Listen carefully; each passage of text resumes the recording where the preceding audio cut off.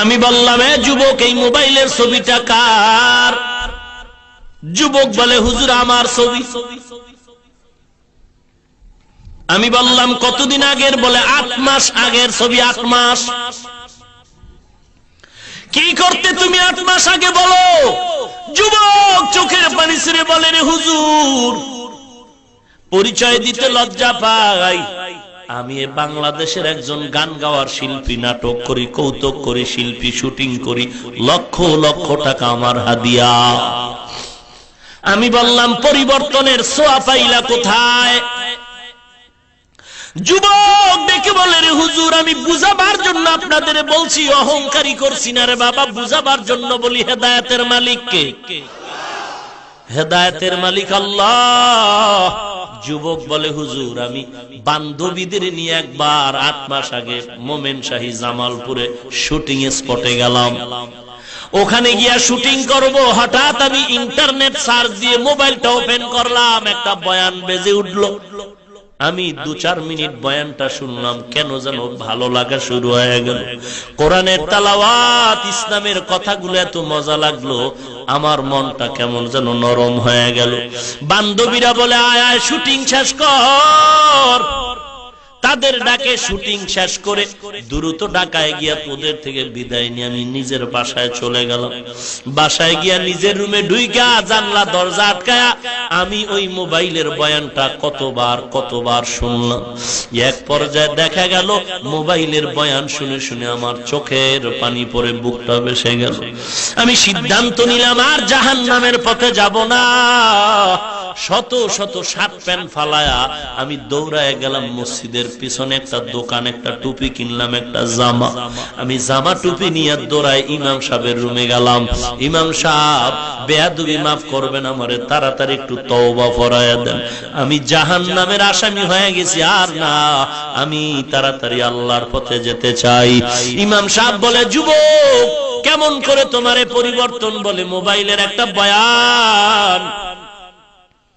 ওই বয়ান শুনে আমার দিল নরম হয়ে গেল। বলে, কার? বলে, জানি না, চিনি না। দেখাও। হুজুর আমি ওপেন করে আবার ওই মোবাইলের বয়ানটা চালাইলাম। ইমাম বয়ানটা শুনে আমার মাথায় হাত দিয়া মহব্বতের দোয়া করলো আর বলল, যুবক, এই বান্দারে চিনো? আমি বললাম, না। আপনি চিনেন? ইমাম বলে, না না, তবে একে এমনে চিনি, তার সাথে কোনো গভীর সম্পর্ক নাই, সাক্ষাৎ নাই। তারে কোথায় পাই? বলে, জানি না, তবে ঢাকার আশেপাশে মাঝে মাঝে বয়ান করে। কি নাম? বলে, তিনি হলো কুয়াকাটার হাফিজুর রহমান। কোথায় তারে পাই? হুজুর আমি 8 মাস পর্যন্ত ঠিকানা তালাশ করে আজকে জানলাম আপনি গুলশান এলাকায় নাকি জুমার নামাজ পড়ান।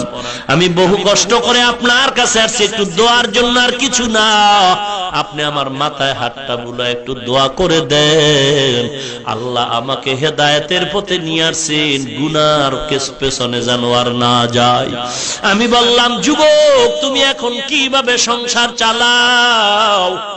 যুবক চোখের পানি ছেড়ে বলে, হুজুর অনেক কষ্টে সংসার চালাই, কারণ আগে আমি হারাম টাকা দিয়ে চলতাম, কত আরামে চলেছি, কিন্তু এখন আমি হারাম খাই না, হালাল ভাবে চলি, কষ্ট। আমি বললাম, কি করে খাও? যুবক বলে, লজ্জার কথা, আমি 5 ওয়াক্ত নামাজ জামাতে আদায়ের জন্য স্বাধীনভাবে একটা তরকারির দোকান দেই ঢাকা রামপুরা রাস্তার পাশে। সারাদিন তরকারি বিক্রি করে যা পাই ও দিয়ে আমার বাজার করি, সংসার চালাই। এরপরেও হুজুর আমি বেজার না, কারণ আল্লাহর কাছে শুকর আদায় করি, আল্লাহ আমাকে হেদায়েতের পথে নিয়ে আসছেন। এত বয়ান করেও, পাও ধরে ধরে বলার পরেও সবার কপালে হেদায়েত আসবে না, সবাই জান্নাত পাবে না রে যুবক।